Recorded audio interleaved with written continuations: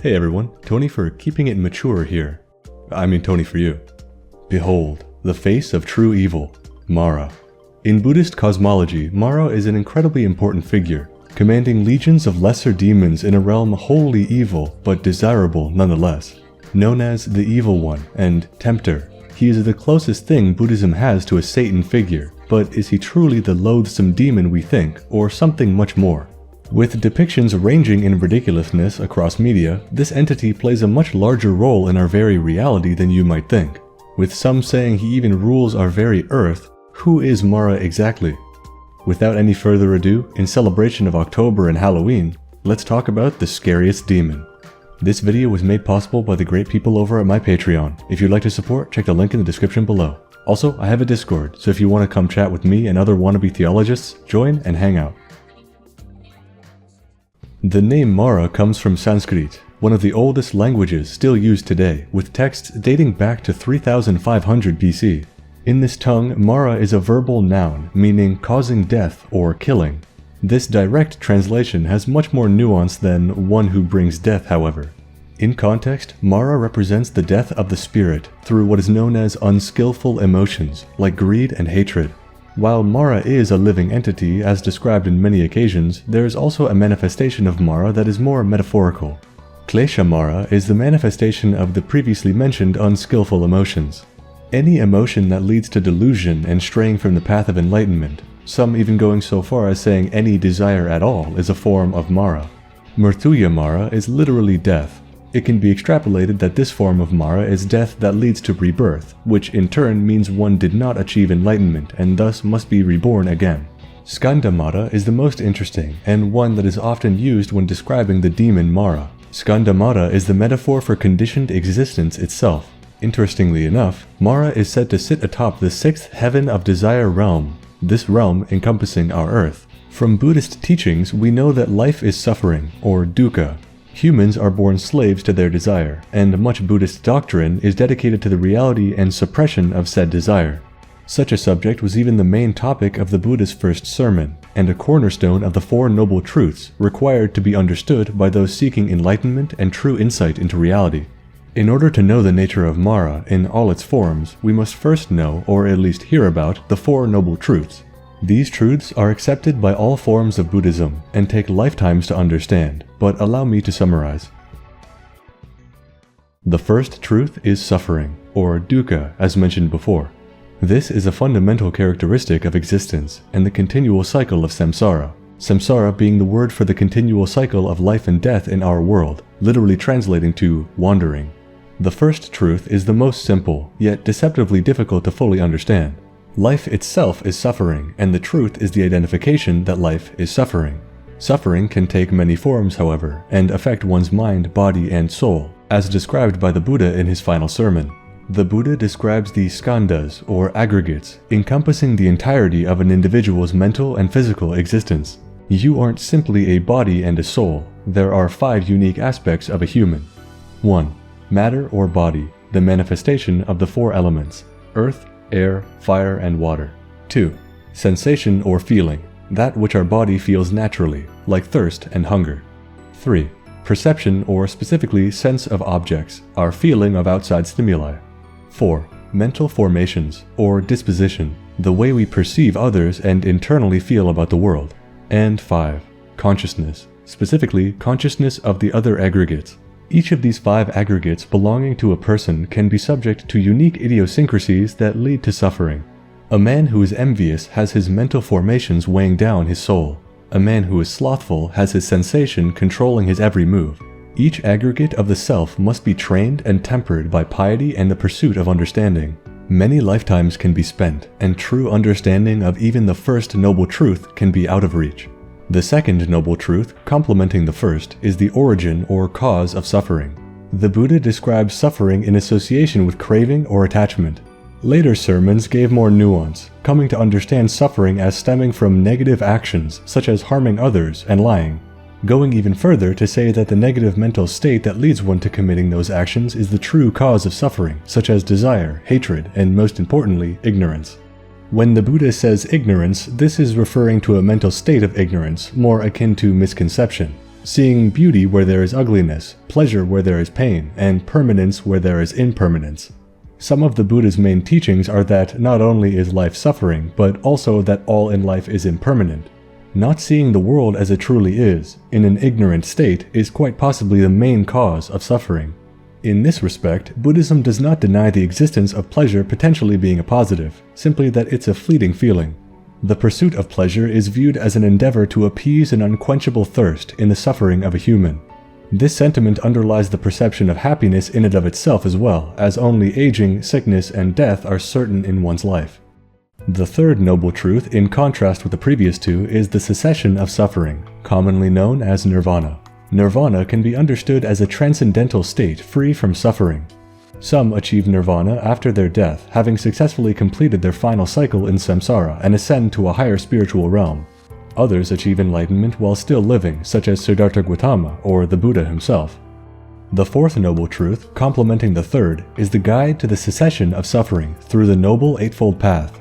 The steps of this path are as follows: right understanding, right thought, right speech, right action, right livelihood, right effort, right mindfulness, and right concentration.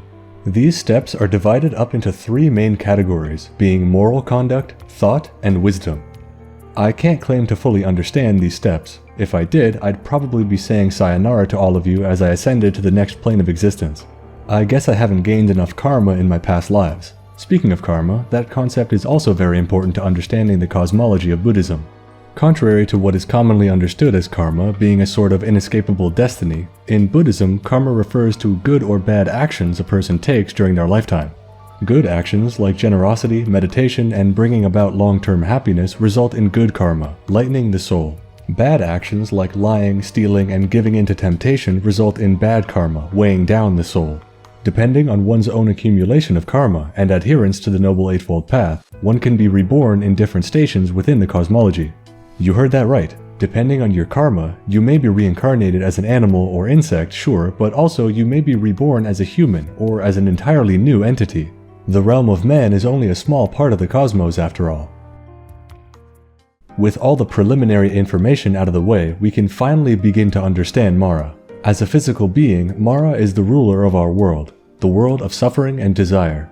Due to the nature of rebirth, it can be understood that Mara was born into that position, meaning he must have accumulated a great deal of good karma in his previous lives to be elevated to all but godhood. Therein lies the true nature of suffering within Buddhism. Mara's soul potentially led to immense positivity and good karma in previous lives, but was forever bound to the vices and desires of the mortal world. Desire does not always lead to bad karma, but the inability to understand the impermanence of life, or ignorance of the soul, all but eliminated Mara's soul from being able to achieve enlightenment. With his new station, he oversees the very fabric of the world, and maintains humans' eternal desire and hunger for more. For ages, Mara's reign over the mortal world was unchallenged, until Siddhartha Gautama, or the Buddha, followed the path before there even was one. One day, Siddhartha decided to sit under a beautiful tree, next to the Narayana River. The young man told himself he would not leave this spot until he understood the truths of reality. Mara took notice of this act, and for the first time was truly threatened by the actions of a mortal. Mara believed that even if this one man were to fully understand the truth, he would forever have an unsurpassable rival. Mara, being known as the Evil One, aimed to stop the possibility of humanity escaping suffering at all costs, and bolstered his army to confront the man. Mara split himself into 1,000 hands, and each had a weapon, but when thrust at the young Buddha-to-be, they fell to the ground and became lotus petals. Mara himself rode in on his mount Girimikala, the one-eyed cursed elephant. In a loud voice, Mara shouted to Siddhartha and said, "The seat that you have taken belongs to me. You have no right to be here. This realm is mine." Mara called his host to witness and parrot that he was the one who earned the right to sit there. His demons howled and exclaimed they had borne witness to his rightful ownership of this realm. In response, the young Siddhartha placed his hand onto the earth and said, "I have no conscious witness. This earth will witness for me that this seat belongs to me." Upon his right hand touching the ground, the earth cried out in a loud voice like thunder, "I have seen it." Mara and his forces were taken aback by this and dissolved, running from the one who could not be tempted or led astray. That marked the final day in Siddhartha's quest for enlightenment, and by the early morning, he had fully understood the world. The young man opened his eyes and said, "Now I know." Now I know means I am the Buddha. As the ruler of the sensual desire realm, Mara encompasses all that drives us to thought and action.